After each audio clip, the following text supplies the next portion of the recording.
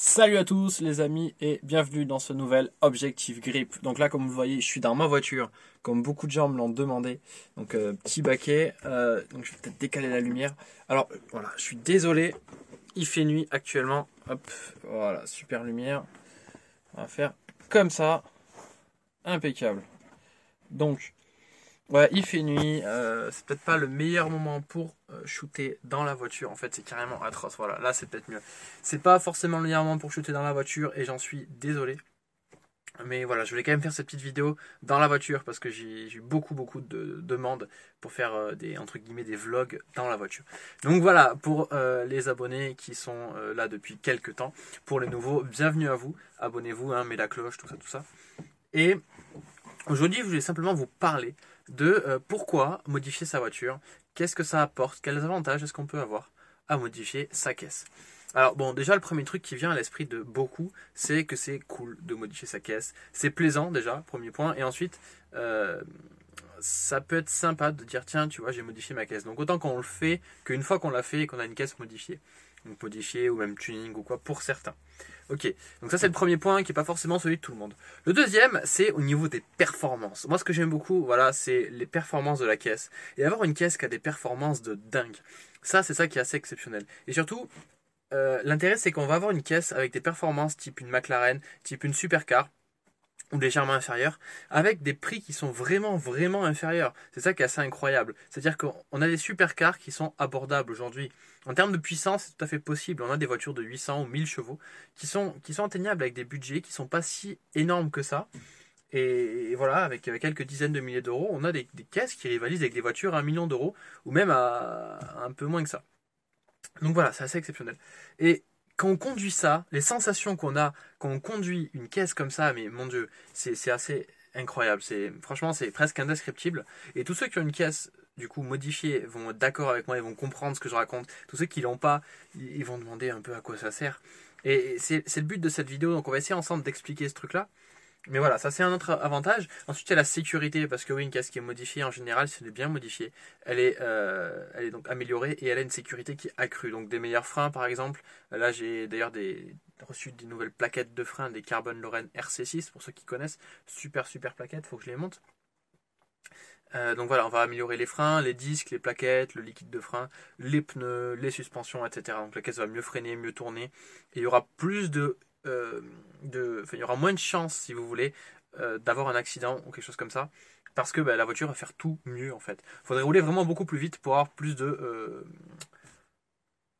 problèmes, plus de risques. Bon, après, c'est ce qui arrive souvent quand on a une caisse modifiée, qu'elle a améliorée, c'est qu'on roule plus vite. Mais dans l'absolu, elle est plus sécuritaire. Le problème, c'est ce qui est au volant, c'est le Michel là qui est dans son siège baquet. C'est lui le problème souvent, et c'est lui qui crée le risque et le danger. Donc voilà, c'est ces trois aspects-là, c'est cool. La performance, les sensations, hein, c'est un peu la même chose, performance-sensation, et la sécurité de la voiture. Donc j'imagine qu'il y a encore des trucs que j'ai oubliés, bien sûr. C'est pas forcément, ça c'est un peu les choses principales, mais il y a forcément des trucs en plus. Donc dites-les moi en commentaire pourquoi est-ce que pour vous c'est la folie de modifier, d'améliorer votre caisse. Donc voilà. Et bien sûr, pour modifier votre caisse, moi je vous propose 2-3 lignes directrices si vous voulez. Donc il y a le guide d'entretien et fiabilité et d'autres choses viennent dans la description en bas avec donc une série de vidéos entre autres en ce moment qui donc permet de supprimer globalement le sous-virage et d'améliorer en fait tout son train avant et même son train arrière. Donc un peu tout ce qui est McPherson, etc. Donc voilà, la description, vous cliquez dedans. Mais là voilà, dans cette vidéo, ce que je voulais vous expliquer exactement, c'est les sensations qu'on a au volant d'une caisse qui est modifiée. Une caisse donc normale. On va avoir souvent du sous-virage, on va avoir quelque chose qui va être mou quand on va tourner, quand on va commencer à tourner le volant, on va rien sentir dans la direction déjà, et ensuite on va avoir une caisse qui va réagir très longtemps après, qui va prendre beaucoup de roulis, donc se pencher comme ça. Ok, alors que là, la voiture elle va faire peut-être ça légèrement, et elle va le faire d'un coup, et après elle va rester comme ça posée, ou même tourner à plat. C'est le cas de ma caisse tourne à plat. Et voilà, c'est vraiment assez, c'est ouf, voilà. Il n'y a pas de mots, clairement. Ça, le fait de battre des Porsche en ligne droite ou même en virage, c'est énorme sur piste comme sur route, en ligne droite. Dans les montagnes, là, dans les montagnes, il n'y a personne qui vous suit. Dans le sinueux, je sais pas, sur les routes de montagne, dès qu'il y a une épingle à cheveux, quoi que ce soit au freinage, hein, vous pouvez doubler n'importe qui au freinage, c'est-à-dire que vous freinez 3 fois, 4 fois plus tard que lui. C'est-à-dire que le mec commence à freiner, vous êtes encore en train d'accélérer, globalement, alors que vous allez plus vite que lui avant qu'il freine. Ok, il freine, il est à 100, vous êtes à 130, et vous continuez à accélérer alors qu'il commence à freiner.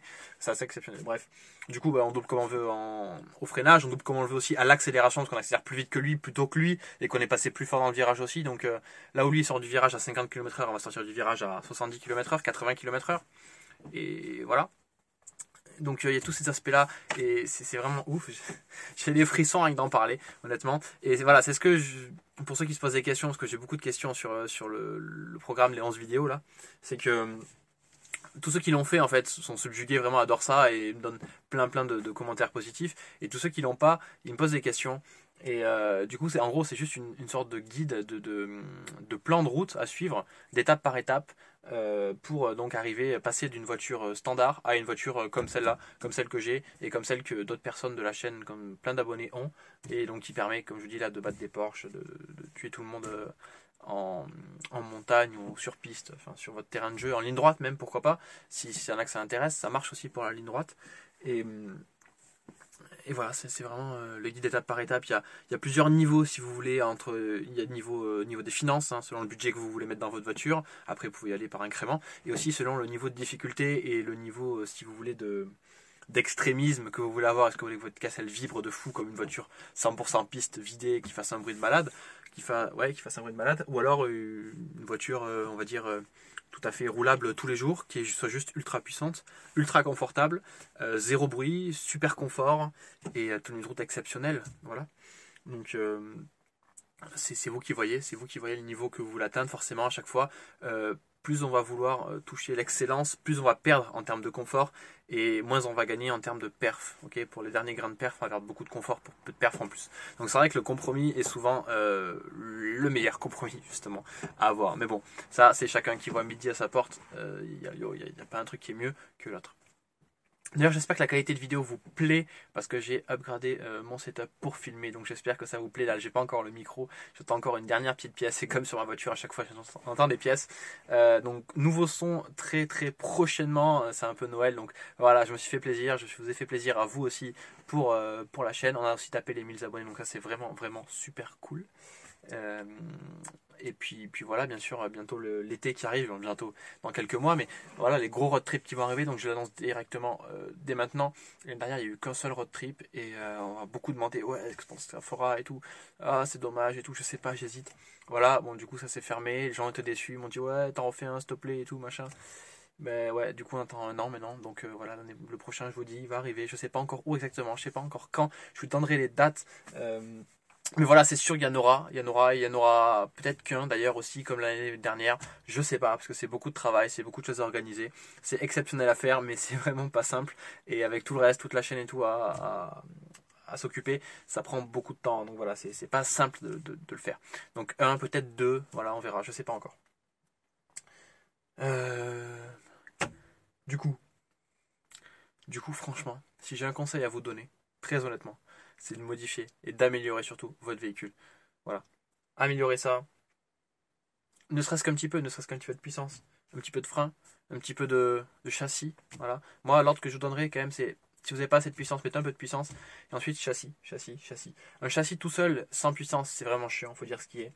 Mais une fois qu'on a un peu de puissance, on fait un châssis. Et là, voilà, c'est la folie. Parce que c'est bien beau de passer à 150 dans un virage. Parce que si on n'a pas les chevaux pour arriver à rentrer dans le virage à 150, ok, si on n'a pas la puissance, parce que ça monte ou parce qu'il y a un virage avant ou peu importe, ça sert à quoi d'avoir un châssis qui permet de passer à 150? Eh bien, ça sert à rien. Donc voilà, mais une fois qu'on a la puissance, franchement, le châssis, c'est la folie. Le fait de pouvoir passer à 3 fois plus vite que les autres, mais ça a pas de prix, ça a pas de mots.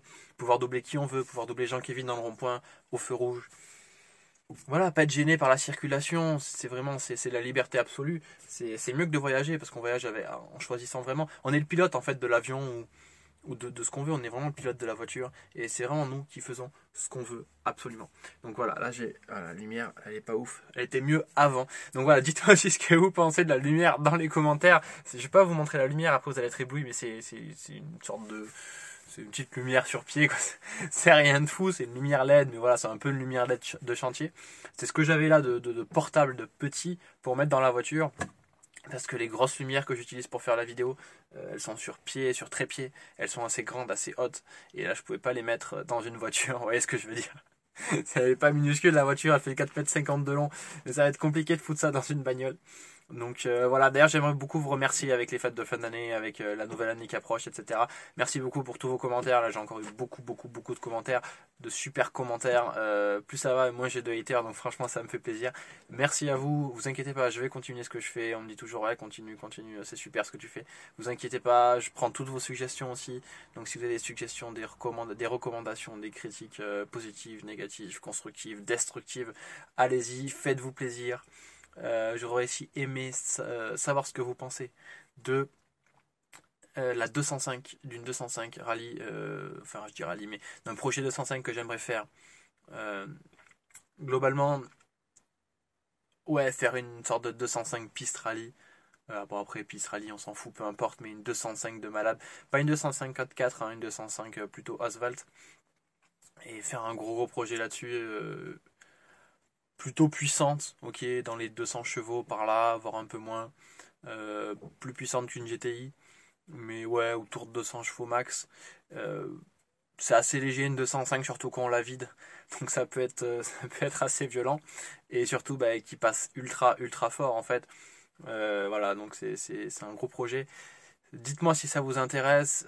Et peut-être que je garderai pas la voiture, peut-être qu'elle ira à l'un d'entre vous.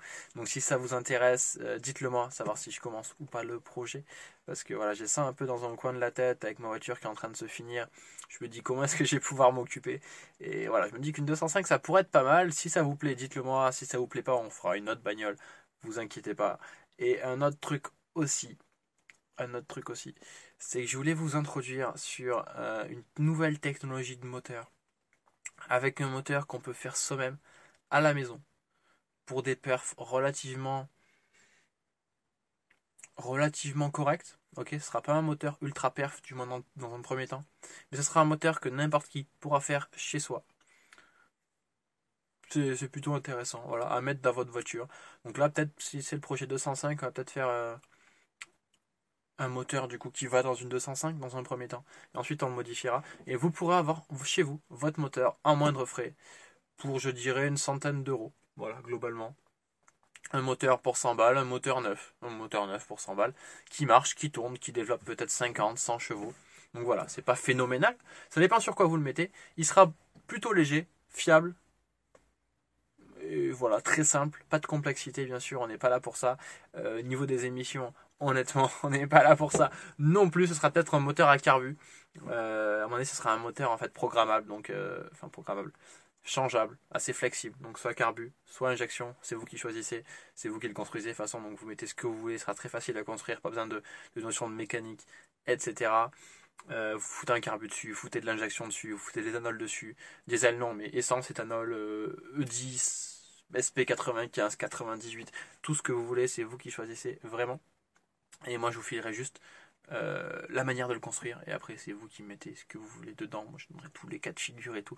Donc ça c'est pareil, si ça vous intéresse, dites-le moi. Je sais pas ce que je vais commencer à faire en premier, parce qu'il y a aussi la machine pour tester de l'huile, donc ça fait déjà 3 projets assez important, je dirais.